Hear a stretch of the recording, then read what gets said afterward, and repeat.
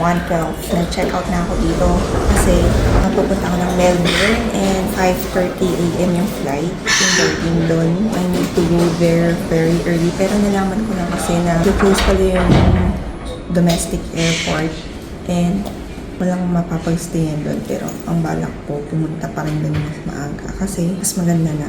Check ko na lang kung paano or sa mag-stay doon. Buti na lang may bus doon. Nandito na ako sa bus stop N20 papuntang malapit na doon sa station sa airport.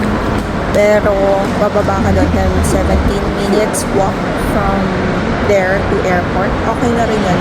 Kasi ang hirap pala dito, kapag maaga yung flight ng papuntang Melbourne, like 6, tapos yung boarding pass is nakalagay yung 5:30. Siyempre, di ba parang, ano expect mo, antayin mo yung train, yung open pa ng train, mga 4. Ay, yung nakita ko dun sa Trip View Live, or Trip View, nasa 4:55 pa yung opening. Eh, kumusta naman, di ba? Eh, di late na. Yun nga yung parang question, di ba? Nag-flight ng mga ganong oras, mga 6, tapos boarding pass 5:30. Saan yung mga mag-stay mga tao? So, hindi ko rin expected yung mga ganong mga scenarios. Ayun lang. So, to make sure na lang, mas pupunta na lang ako doon ng mas early na malapit doon sa station. Ayun lang. Sige, anaantay ko mga 2 pa kasi yung dating 2 a.m. yung bus na N20.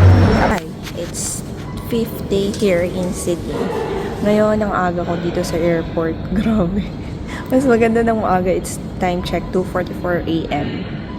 Pero grabe ang aga. Mas maganda ng mas maaga dito compare sa paiwanan. Kasi nga, ang hirap. Chinek, yung kagaya nga nasabi ko, grabe. Yung sa train, yung last trip doon is like 1:55 a.m.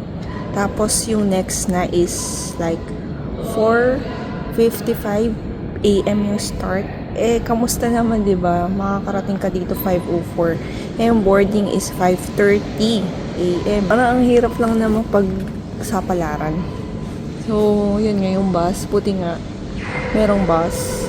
Pero, mas okay nang pumunta dito. Kasi nga, syempre, hindi ko rin kabisado. Ayun. Ayan. Pero may mga tao naman na rin dyan. Sarado pa. Dito yung sa Jetstar, pero arrival yan. So, dito papasok tayo dito. Diyan, pero sarado pa nga. Waiting na lang. Grabe. Mas nauna pa kami dito. Mga 4 pa raw eh. 4 pa bago mag-start. We're here now sa loob ng waiting sa flight. Sa gate 59 na ako. Mas okay nang mas maaga kaysa late. Hanapin ko pa dito yung gate 59. Gusto ko lang mahanap na. Kasi kung hindi ko pa nakikita yung gate ko or kung saan, hindi ako mapalagay. So, just to make sure lang, gusto ko munang hanapin yung gate para at least panatag na ako kung saan ako mag-stay. Saka panatag na rin ako kung saan ako gagala-gala pa dito while waiting.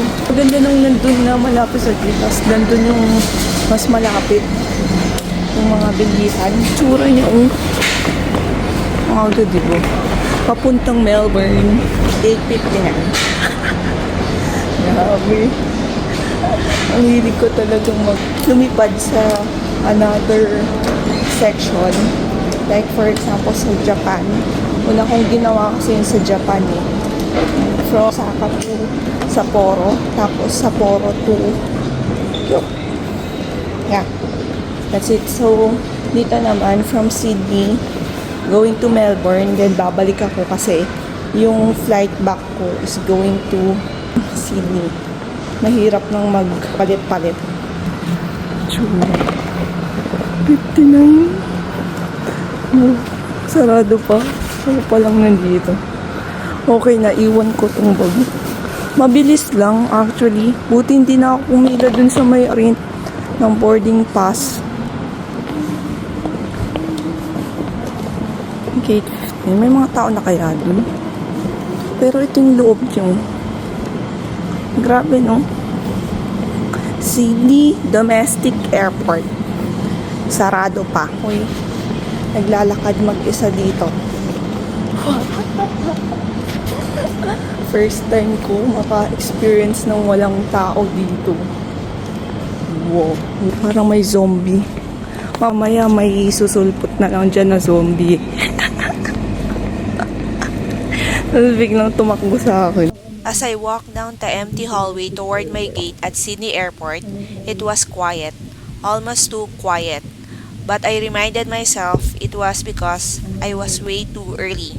The shops were all closed, the seats were empty, and the only sound was my suitcase wheels.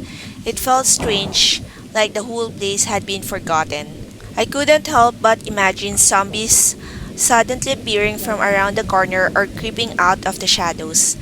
I knew it was just my imagination, but for a moment, it really felt like the start of a zombie movie. I kept walking, imagining zombies slowly coming out from behind the gates or hiding in the shadows. The thought made the empty airport feel even stranger. Like I was in the middle of a zombie movie. I knew it was just my mind playing tricks. I couldn't shake the feeling that something weird was about to happen.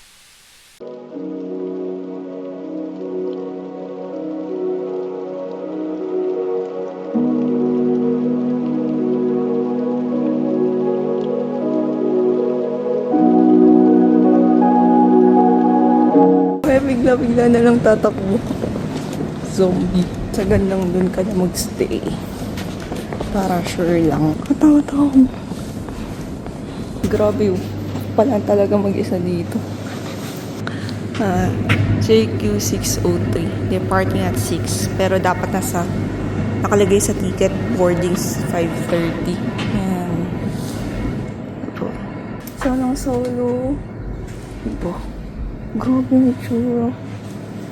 Paano kapag may mga zombie dito? Try ko kaya yung coffee dito para ma-experience lang. Yan. Order muna ako ng coffee. So, orange this one. Naman magising-gising para ma-tikman ko naman ang coffee dito sa city. Hindi ko pa natitikman yun. Para lang ma-experience. Pero dito na sa airport. Kaya pang 5 pa naman. Malit lang kinuha ko para sure lang. Dito na ako. Bumili muna ako ng coffee. Soul Origin. Masarap siya. Mocha. 4.90. Sarap naman. Soul Origin. Time check. It's 4:39. Waiting pa. Grabe, tagal pa. Tinakapasok na. Wala. Tapos, dala-dala ko itong bag ko. Wow. Here na sa Melbourne Avalon Airport. Ito na. Hindi ko lang kung saan pa ako sasakay. Kasi nga, syempre, first time ko, di ba? So, may mga bus dito, yun, no? Yan, city bus. Hindi ko lang kung saan ako pupunta doon. Check ko na lang kung paano. Diba? Ang cute naman nito. Ang cute naman yun. Bus, there. I'm good. Good job. Thank you. You're going all the way to the city, yeah? Yeah, I got a special spot for you. really. Business class. Oh, thank you. Okay. So here we are. Business. Nabook ko na siya sa Sky Bus. Dapat mag-book kayo online sa group yung Sky Bus na ng Melbourne. Pero syempre piliin niyo yung Melbourne. Hirap kasi na antayin pa yung another bus doon, yung public bus, kasi may mga time. At least doon, nandito na kayo, di ba? Kaya dapat magandang may stable internet. Naliliw kasi on the spot ko lang siya binook. Agad-agad. Then, okay na. Tapos pakita lang din yung voucher, then okay na. Yan lang.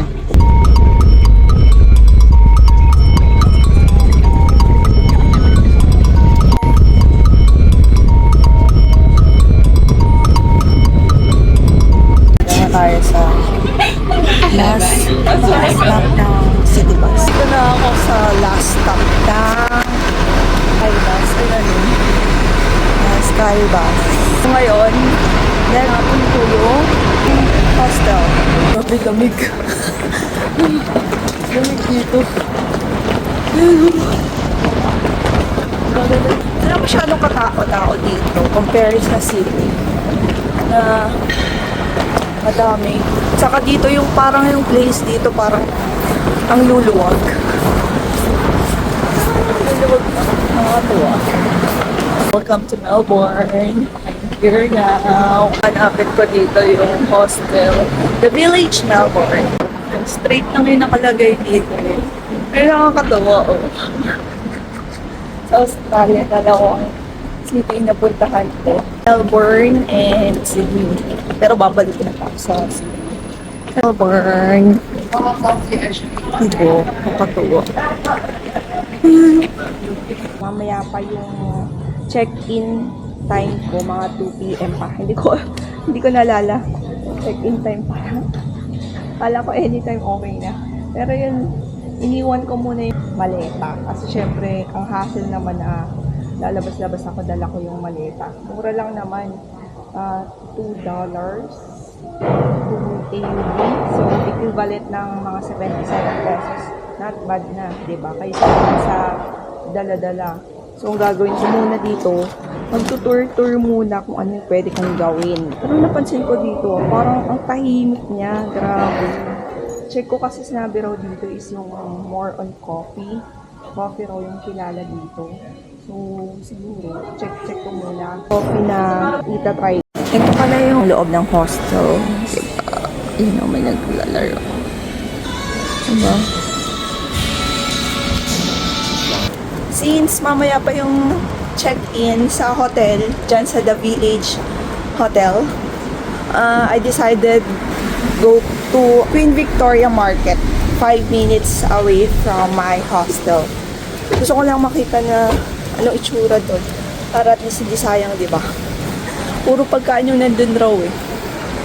Eto, naglalakad muna ako. Okay lang naman maglakad since hindi naman ganun kainit. Katuwa lang. Ang tahimik niya compare sa Sydney. Ano? Diba? Compare sa Sydney kasi ang ingay-ingay. Madaming tao. Dito, konti lang. Sorry, gulo lang. Diba, walang katao-tao.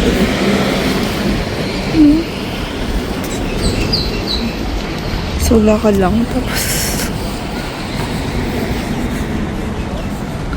iniwan ko muna yung luggage ko since syempre maglalakad-lakad at saka matagal pa naman yung 2 p.m. Diba? Walang katao-tao talaga. Hindi ko alam kung ano to eh. Fashion. Talagang ganyan, itsura niya. Fashion hub ba? Talagang nakakalat siya. Weird ah. Ano bang ganyan yun? Ayun o. Diba? Weird. Tapos ito naman, pet shop. Tingnan nyo kung hangin ko. Hangin. Pero malamig. Ito, lamig-lamig niya. Queen Victoria Market. Mabilis lang siya, 5 minutes from my hostel. It's really accessible na kung gusto niyo pumunta. Mga shops yung mga nandito. Ayun, Queen Victoria Market. Diba? Finally made it to Queen Victoria Market. First time here and I have no idea where to start. As soon as you step in, it's just stall after stall. Clothes, shoes, bags, souvenirs, and more. It's like a treasure hunt. You don't know what you'll find until you explore.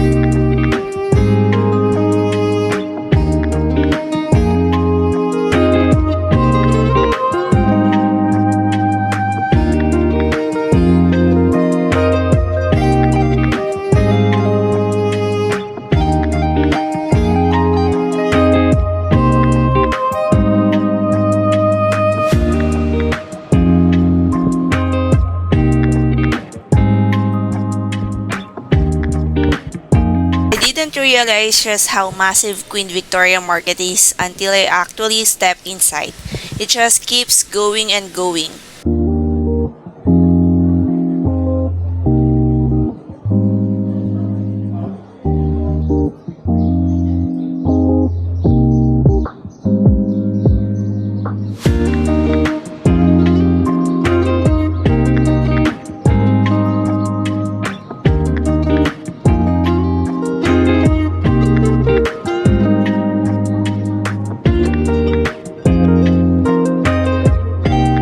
Kung bibili kayo ng pasalubong, meron dito sa Queen Victoria Market. 5 pieces for $30. Yung design in Australia, 5 pieces for $35. Ayan o, 8. Binigay sa akin ni Mel. Ayan. Meron yan. Ang dami na ring choices dito. Pero syempre, kung hindi pa rin kayo satisfied sa price at namamahalan kayo, pwede pa kayo magtingin-tingin. Kasi marami pa doon banda o. Mga CD. 2 for 19. Diba? Ito. Yan yung mga price. Bags rin dito. May mga different kinds of bags dito. Yan. Diba? Mga bags. Mahilig kayo magsulat-sulat. Ang cute lang. Pero hindi ako mahilig magsulat eh. Yung mga ganyan, no? Kita rin ninyo, magdi-design-design kayo kung ano yung gusto ninyo. Yan. Bahala kayo mag-design kung ano. Handmade journals. 1 for $19. 3 for $60.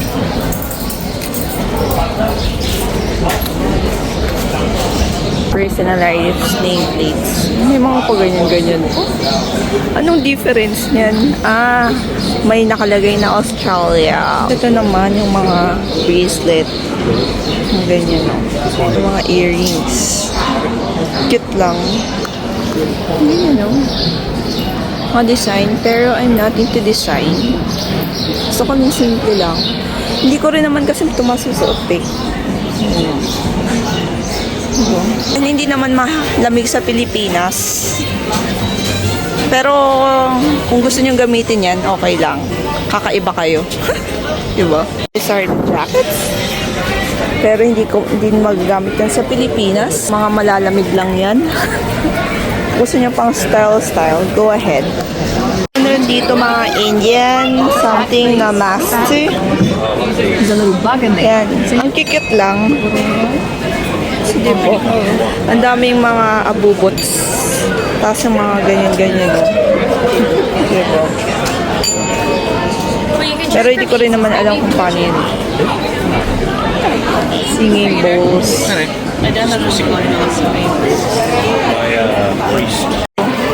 Parang mga pang-Indian quotes. Yak, yak, and yelp. Kapag magaganyan kayo, at least fashionista kayo sa Pilipinas. Diba, kakaiba.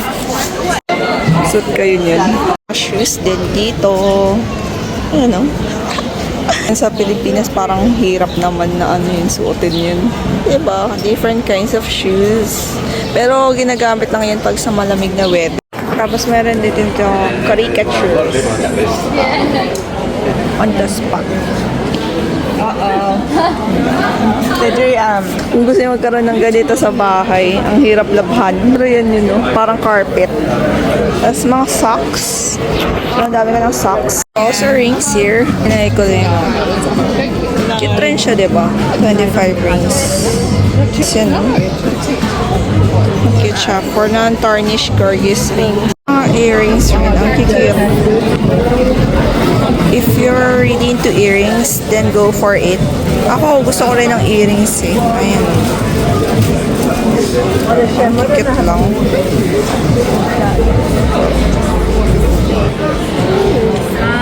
Cute. Surgical seal handmade earrings. Ito din sila. Mga ganyan. Tapos ang gagapo nung nag-ano titinda dun. Gagapo. Ito, yung mga rings. Meron din mga libro dito. Tinitinda. Meron nga rin dito yung Harry Potter. J.K. Rowling. Tapos to. Grabe no? Inibenta rin nila dito.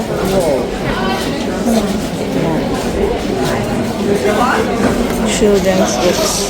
King Kong. Lamp leaf. Parking lot books. Grabe no? So I'm Ty, so his name is Channel. Ano, donuts. Patry nga yan. Donuts. Kilala siya. Wow, haba ng pila oh. Haba ng pila, grabe. Check ko nga pumila dito since wala naman ako nahabol. May Dutch pancakes rin dito. Pero parang na-curious ako dun sa donut. Kasi dami mo nakapila. Dutch pancakes. May sugar cane juice rin dito. Matry nga to. Sugar cane.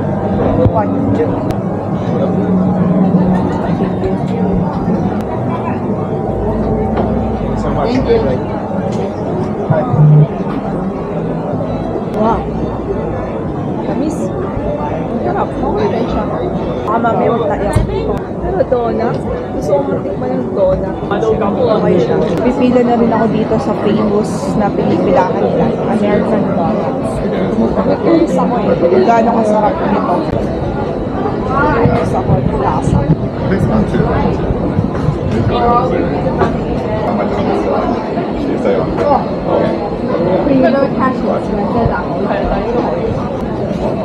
Thank you. 5 pieces.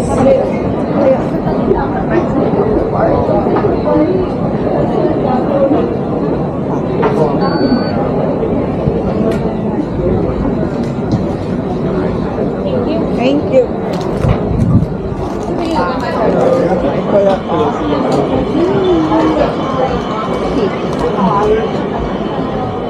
Try natin umupo kasi ang hirap tumayo dito. Diba? Kung saan may upuan dito. Grabe yung pila talaga dito. Hindi mo alam kung saan makakaano. Hanap tayo na pwedeng pwedeng upuan.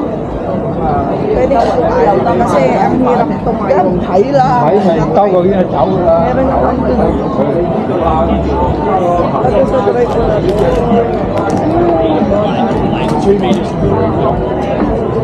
Makikiupo tayo. Oo, makikiupo tayo. Ganun ba?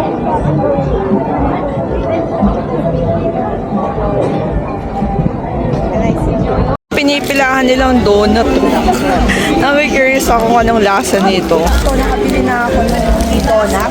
Isa kayo yung sugar cane. Ito na yung pang lunch ko kasi hindi nakita ko na parang okay.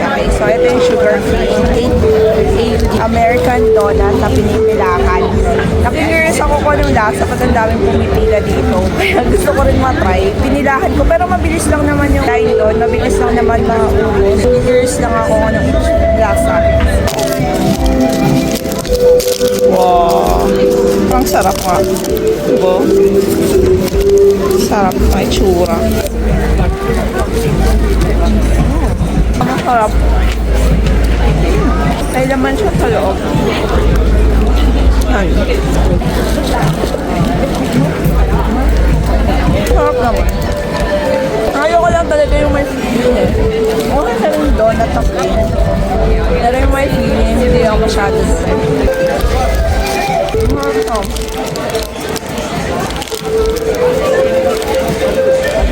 Nandito kayo sa Melbourne, try nyo na lang rin to. Ito pala 5 pieces for $11. Not bad, pero parang mahal na sa akin. Kung i-convert siya sa peso, 400. Staying in a 6-bed mixed dorm at the Village, Melbourne, right in the CBD. The door unlocks using a phone app, no key card needed. Each bunk bed comes with privacy curtains, a personal reading light, power outlets, a small pouch for your phone, and a large drawer underneath for storage. The room is air-conditioned and heated, and there's a private bathroom inside the dorm, super convenient. Shared kitchens are available on each floor, plus common areas. There's also a vending machine for snacks and drinks, and you can pay with a credit card. Time check. It's 5:39 p.m. Guys, kanina dun sa ubos. Ito, yung binili ko kanina. Hindi ko pa naubos. Since madami siya. So, tatayin ko na lang rin. Tapos mamaya, check. Try nga to. Yung crunchy Cadbury. You know. $2.50. So, mga 96 pesos. For experience lang. Hindi ko pa napatry yan eh. Tap your card. Yo.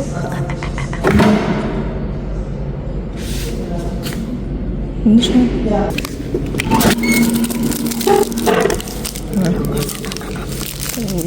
Yung crunchy vibration. May live song dito. Ayan o. Grabe first time mo kasi nakakaya. Ayan o. Live song dito. Wow. Ano na yan? Diba? Ang kit-kit lang.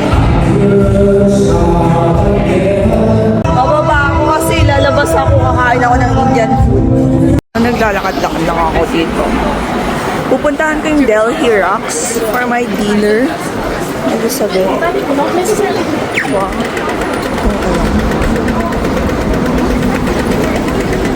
Delhi Rocks.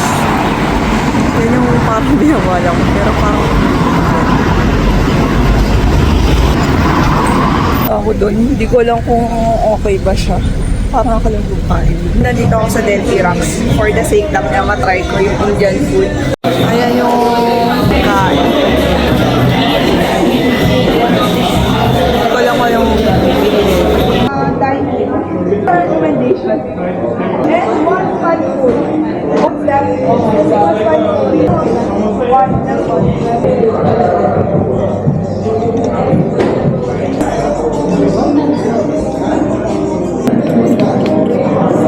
Indian food naman ngayon sa Melbourne. Tali, $15. Ito samosa, $4. AU dish. Ko lang kung paano kainin, so kakamayin lang.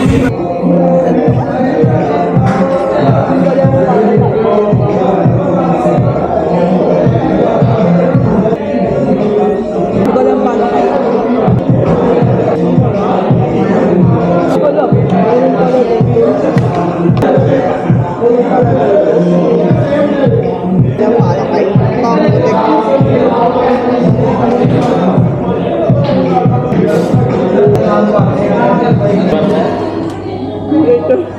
Unlimited pala dito yung wrap. Okay na rin.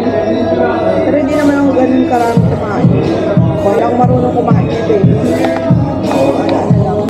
It's authentic nga. Grabe no. At least authentic to.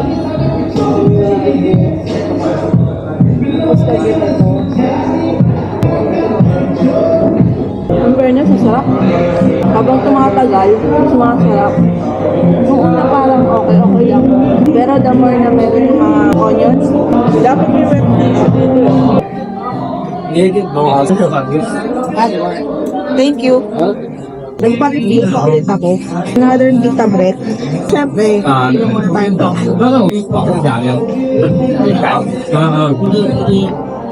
Pati habit. Wow, ito.